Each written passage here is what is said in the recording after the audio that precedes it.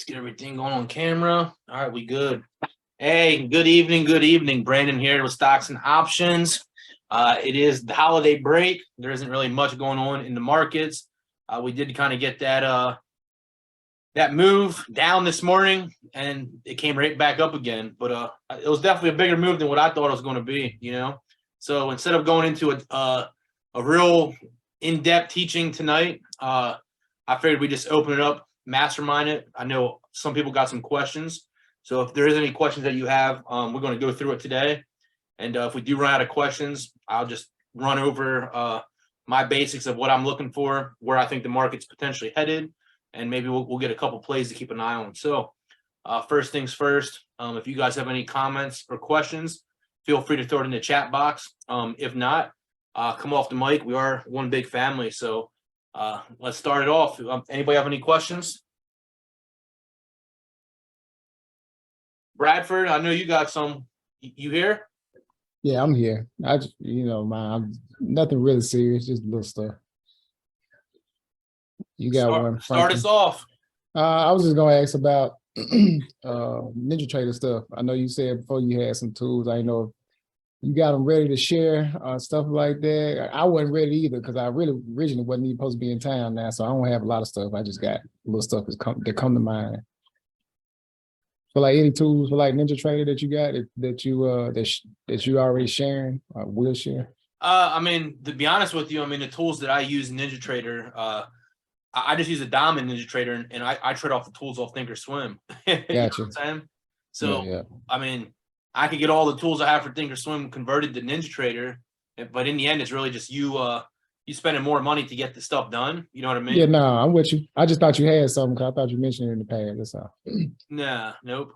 Yeah, I do have Ninja Trader tools, but it's not really anything like secretive like you're looking for. You know what I mean? You're using daily. Yeah, I got you. Yes, sir. You good? Yeah, like I said, I just got stuff along the way. I see Frankie asked about the inside bar. Oh yeah, okay, I see that. Yolanda, you got something? I see you come off the mic. Nope, sorry about that. No, you all right? All right, so Frankie posted in the box. What is an inside bar break? All right, yeah, not a problem. All right, so let me get my drawing tool out real quick. All right, so inside bar, in real simple terms, inside bar break. The question is, what is that, right? So if you have a candle here with the body and the wicks, or you could do no wicks, whatever. I'll give you two examples. Here's a green candle, bullish. We know that the candle opened up right here, and it pushed down. It might have came back up. It might have came back down again, came back up, made a high, and then it closed right there. That is why the candle turned green, right? On the flip script, you have a red candle, right? Same thing. If this candle closed right here, the next candle is going to open here. It may go up here, come all the way back down, come back up. It could come back up here, come back down, and then it could close right here. So then you have an open, which would be right here, a high, which would be right here, a low, which would be right here, and a close, which would be right there. Open, high, close, low. So this candle would actually be colored in red, right?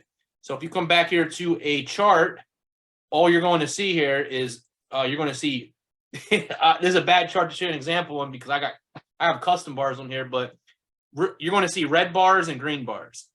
The yellow bars and purple bars, they're different bars that I don't know if you have, but it's just right here would be a good example. So you see right here, you have a green bar. We opened up here, price pushed up, might have came back down, but it closed right there. That's why the bar is green. This bar is red because it opened here and it ended up closing down there. So if all you have to think about in simplicity terms, and I think a lot of people misconceive a candle, is wherever the candle opens at right here, if it closes underneath the open, the candle's going to be red, and if it closes above the open, the candle's going to be green. That's really as simple as I could do it from candlestick basics. right? So let me clear some of this up. So, I mean, very, very basic. Once again, we have the candle that'll open here, right? Comes down here, price pushes back up, comes up here, comes back down, and it'll close right here. We know that this body would be colored in green. All the body is the open to the close, and then the high and the low does not have to be wicks. You may have a candle that is like this. You may have a straight candle like this. And the candle, that means that the low, the open, and the low are exactly the same, and the high and the close are exactly the same. And this candle would be colored in green, right? That's basically candlestick basics 101.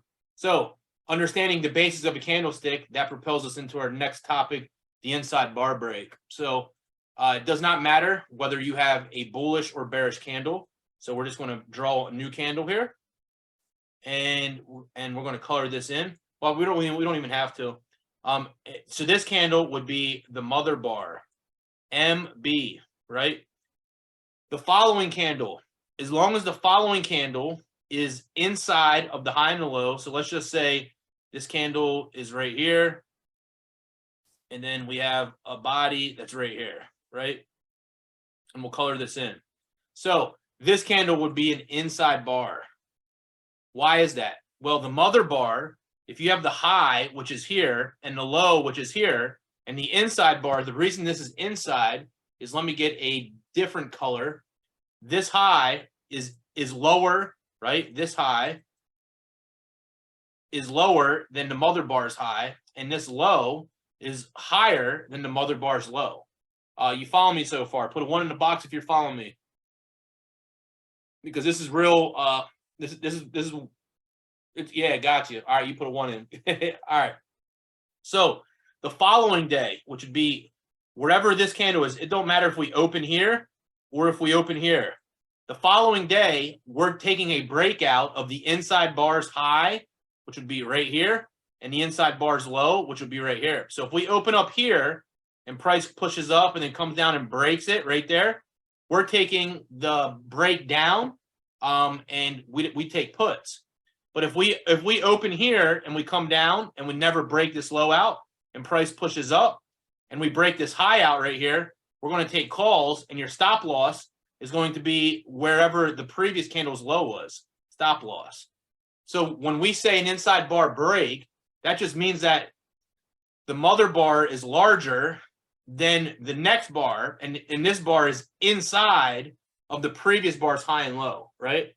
So now I'll show you some examples on the chart itself, now that you understand a simple aspect of a candle, and we'll look at some inside bar breaks. So let's just do this for teaching purposes. Someone give me a random symbol, and we'll look at it over the last year to see how it performed. Do not put SPY, Apple, Amazon, or Tesla. Are we using the 15-minute time frame? Gotcha. So you can use the inside bar break, Frankie, on any time frame. Understanding that the higher the time frame, the larger the move is going to be. I use inside bar breaks on the 30-minute. So actually, let's just look at SPY on the 30-minute real quick. We could go over here and I can find inside bar breaks all day long. All right, so like you see, I guess it's gonna be hard to see. Like right here is an inside bar break, right? Now we're not doing Tesla, Bradford. We've already did Tesla twice. So you see the mother bar right here, Frankie. The following bar is low, which would be right here, which is inside, and the high, which is inside the previous bar. So then when this candle opens here, we're waiting for it to break either the high or the low, and whatever way it breaks, we're taking that trade. Now keep in mind, that is on a 30-minute chart. Here's another inside bar. You have your mother bar where my cursor's at. The following bar, this high, is lower than the previous candle's high, and where my cursor's at, this low is higher than the previous candle's low. So what happens here? Here you got a unique situation. You have you're going to take a loss here, and this happens sometimes. This is why risk management is crucial. The candle opened up. No, you can't see orange. Let me get my light blue again. The candle opened up right here, right? We pushed up. We're actually taking calls and then it went all the way back down and it hit the stop loss, you'd close out of your calls, you'd buy puts, and then look at the movement that you get. You're net profitable right there. That's an inside bar break right there. This is a 30-minute time frame though. So understanding it, being in it on a 30-minute time frame, they're going to be more frequently, and you could go all day long and check these out. We have an inside bar break right here. We broke out. We have an inside bar break right here, which broke out to the upside right here on this little wick, and then price expanded to the upside. So a lot of times you'll get an expansion and then it'll consolidate. We push down all day long. We consolidate inside bar. We break it to the upside, and then we expand to the upside. Next day, we have an inside bar break right here. Here's your low. Here's your high. And in this example, all you're going to do is you're waiting for it to break. It did not break the low. It broke the high. So you would take calls here. This would be your stop loss. But look what happened. Price never looked back, and it took off. There's another winning trade. So over the last couple days, just off the 30-minute time frame, you've seen a couple winners. You come down here to the 4-hour, the 30-day 4-hour chart, right? Now the inside bar break's going to be more powerful. Why? Because you got larger candles. Here's an inside bar break. Mother bar, you have your high, which is lower than the previous candle's high. You have your low, which is higher than the previous candle's high. You're actually going to take the trade on this to the downside. It broke right here. You'd be taking this short, and look what happened. It actually, price went from, let me put myself over here. Price went from about $3.99 all the way down here to $3.94. There's no way you're not going risk-free on that specific trade in that day. If that's not plenty of movement for you, then I don't know what is. You know what I'm saying? Here's another inside bar. We have a low right here, and we have a high. We failed to never break to the upside or downside. We broke to the downside here, 393.37 to 392. That's about $1 move to the downside. Then we ended up breaking to the upside there, but I wouldn't have taken that. Trying to find 4-hour chart, I guess, is different because right here is another inside bar, right? Here's your high. Here's your low.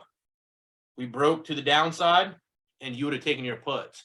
So the inside bar break, you can use it day trading, but I like using it for the higher time frames because you get a larger move. Let's go back to the daily chart. So I'll show you how powerful it is right now. Someone give me a different symbol, not Tesla. Someone just put a random symbol in, or someone come off the mic and just shout out a liquid symbol. Yolanda says Ford. All right. What were you going to say, Yvonne? Oh, I like Airbnb.